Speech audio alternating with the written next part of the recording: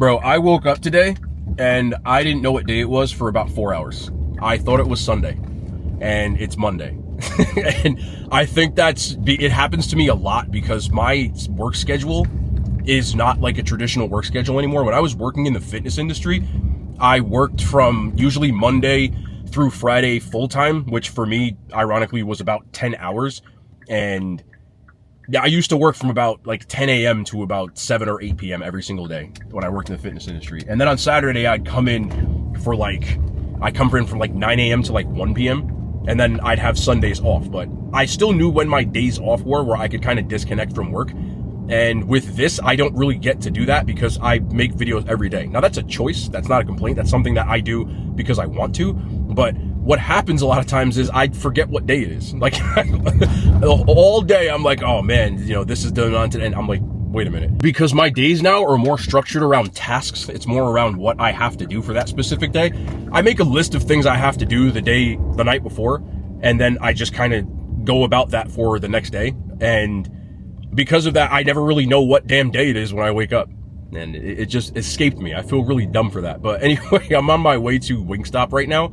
They have this new hot box, which I'm gonna be honest with you, it's pretty much a repackaged thing. It's stuff they serve already, but they have a deal. But anytime that a chain comes out with a deal of some sort, I will always go and try it out because I know that that's what a lot of people that watch the main channel are interested in. And I don't have a problem with that, especially when it's Wingsstop. Like, cool, you know what I'm saying? Like, I have zero problems with eating Wingsstop.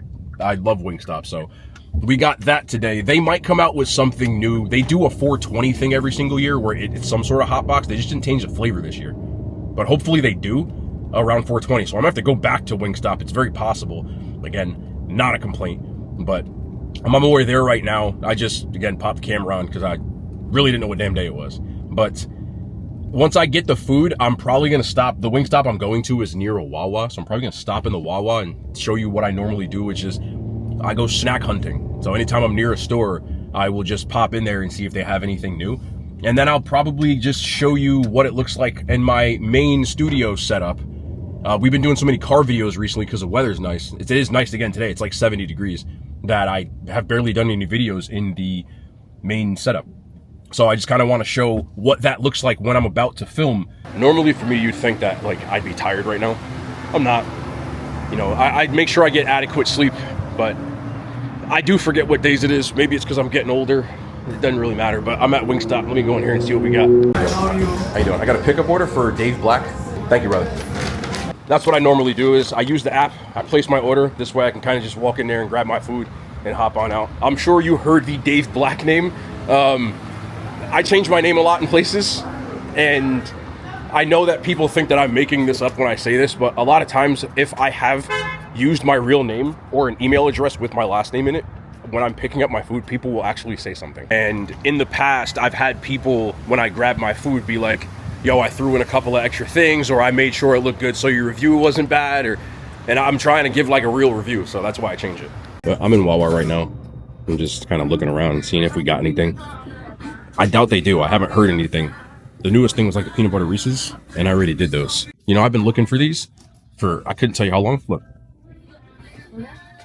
It always turns out that way. When I'm looking for something, I spent like a month looking for new Reese's. Those Reese's, and I couldn't find them. Now, of course, they have them. But they got those loaded taco Doritos. I already tried those, though. Those are good. I'm about to just grab me a Diet Coke. It's a busted mission. Go with a two for $4.25. What a deal. But we got Dr. Pep and the Coke Zero going on. But yeah, there's nothing here today, so we'll hop back in the car and go to the studio. It's funny because when I first started making content, which was like 2016 on IG, the main thing that I did beyond I cooked a lot, which is like the 1 meal a day thing, because it was more about like me cooking and doing like diet stuff. But the first thing that really popped off other than that was snack reviews. That's where the reviewing started. It was more snacks than anything. I was doing just, I'd find a new flavor of Reese's or something like that. Similar to what you see today, that's only like a part of what I do, but that's where it first started. Ever since then, even back then, one of the biggest things I got asked all the time was, how do you find all this stuff? How do you find all this stuff? And Cybertruck. Those are so ugly, bro. Ugh. Like, why would you want to drive something that looks like a fridge? I really don't. I'm sorry. I know some people drive Teslas. I think Cybertrucks are hideous. Anyway, it's really not that complicated. You know, when you go to a supermarket, you go to a store, you just looking and see what's in there. It's really not that, you know, and anytime I'm near a place that has food of any sort, so a grocery store, a convenience store, it could be a little deli in a corner. I'll just go in there and kind of walk around and see what's up. And sometimes you find stuff and sometimes you don't.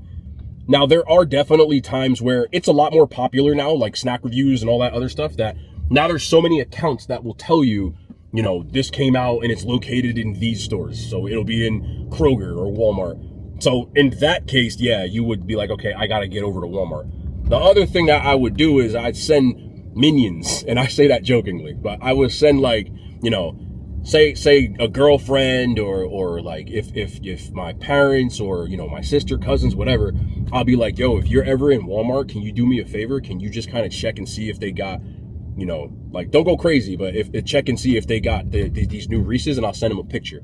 And, you know, a lot of times they would find it, send a picture back and be like, yo, I found it. And then I would cheese them off. I'll give them money, you know, like, thank you or whatever. And that was the other way that I would do it. But most of the time it just consists of me going into a place, and then New Jersey, bro, I look at this traffic is nuts. Like, I'm in a town right now and I can't even get through this damn thing because there's so many people. Like, they don't. One thing I'll tell you about Jersey, they really don't care. Like, the drivers here, I can't tell you about any other state, but in Jersey, they don't care, bro. Like, they will cut you off. The only other place I've seen that's worse than this is New York City, where drivers will drive up on a curb to get around you. Drivers will cut you off when they're not supposed to. People will, like, roll over stop signs, and I can't stand driving here, bro. Like, it's one of the reasons why people are like, how come you don't go further? Because I be out here yelling. It's like, my horn gets plenty work, but I'm not crazy with the horn. But if somebody, like, does something stupid, I'll give them a quick little, like, I'm not gonna honk the horn right now, but I'll give them a quick little horn. I don't do the crazy angry horn, but I will do that. Dark. I know it's dark. You can't see anything, but I'm just showing you the process. What happens when I walk in the studio. I just walked in here with my bag of Wingsstop, and then the first thing you got to do every day is echo, turn on content lights. Okay. There you go. So I have my lights all hooked up to the device, as you heard it. I have different prompts because I have smart homes at my house and at here. So all of these lights are hooked up to it. The neon light you see over here. And then I have this one that provides like an ambient light that's behind this room divider. I just like the way the divider looks. And then these two soft boxes are hooked up to another app, and then those turn on as well. So that's the first thing that I do. Now I got to unpack. Got my coach bag down. Next thing you got to do always take the laptop out. You got to plug that into the main screen. I'm going to do a setup video that makes more sense than just doing it this way. So you take the MacBook. This is why I really like using Mac. They got the one cable, the Thunderbolt cable. You just plug the Thunderbolt cable in, and everything's going to light up. And because I'm wearing an Apple Watch, I almost knocked my mouse over. Because I'm wearing an Apple Watch, it unlocks by itself. So we're good. It'll unlock. It'll just give me a little, like a haptic on my wrist, and it's open. So now the computer's open and it's ready to use. And when I record, normally I just take my desk. So I have my little stool that I use. Roll the stool out. Make sure everything that you have is on wheels. So I just roll out my desk. So this is softbox number 1. This is a smaller Godox softbox. I have an app for this, but I'm just going to press the power button. So that turns on one light. And then I have this fill light over here that I use sometimes. So now this light is on. There's no overhead lights on. I never use overhead lights. They look terrible. I feel like anybody who knows, but some people may not know, if you're trying to light something, like as far as video or studio lighting, never use overhead lights. No one does. And again, this is very obvious for some people, but some people may not know. Do some quick things before I start filming. I don't want my food to get too cold. It doesn't take me long to get where I am to where I am. If I'm close enough, then I will take it back to the studio. But if I'm not, then I eat it in the car. But I just put my phone on this little stand here. I use that as a reference because I have notes sometimes, or whatever the food is, so I have the descriptions and everything. And then I have my overhead camera right here. This is a Canon R8, and this microphone, I have it hooked up to something so that it's facing me in case I want to use this as audio. Sometimes I don't, and you just turn this camera on and it's planned down perfectly overhead. You can position this to where you want it to be so that it's straight. So you can see what the overhead shot is going to look like right here. And that's how you film the first part. Second part is on this rig that I have. Just turn this real quick. This is a Sony FX3, and then I have a monitor right here so I can see myself. I used to just use the flip out camera, but then it was noticeable. I would catch myself looking at the camera. People were like, what are you looking at? It was just this little flip out LCD screen that's right here. But when I have the big one, I don't have to look as hard to see if I'm still in frame. And then the camera is hooked up to a V-mount battery, which is down here, so I don't have to keep recharging all the time. And it's on a tripod, which is a newer TP37, like $150 tripod. There's like $800 tripods. I don't know what the hell you need an $800 tripod for, but I'm not doing that. And I have it hooked up to these wheels right here so that I can just move this around to where I have to go. This is the most expensive camera that I have. It's ridiculously expensive. People are always talking about the camera quality. Yeah, you get what you pay for. You know, it pained me a little bit to buy this, but it does take really good videos.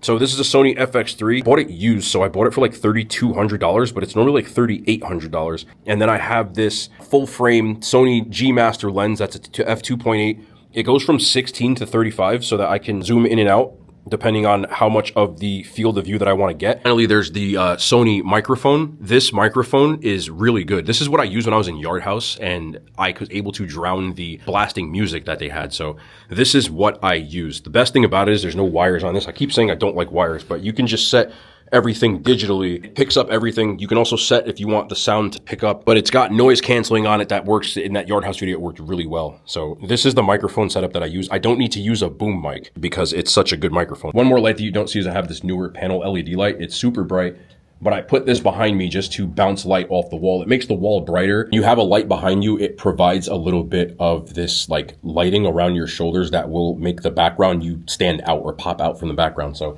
those are the lights that I use. I just wheel these three things out and then I start filming. So this is what I'm seeing when I film. This is my monitor. I use it just to make sure that I'm in frame. Like you want to make sure you're in frame when you're shooting something, or that the focus isn't out of whack. Normally when people use monitors, it's the person filming and it's facing them. But in my case, I have it facing me, obviously, so I can see if I'm in frame. I do a check to make sure the autofocus is working, which means I stick my hand in front. And if it focuses, which it is, then we're good to go. Then I just make sure that I zoom this in and out so that I'm in frame and the food is in frame. The green, that's the audio level. So you make sure that the audio is recording.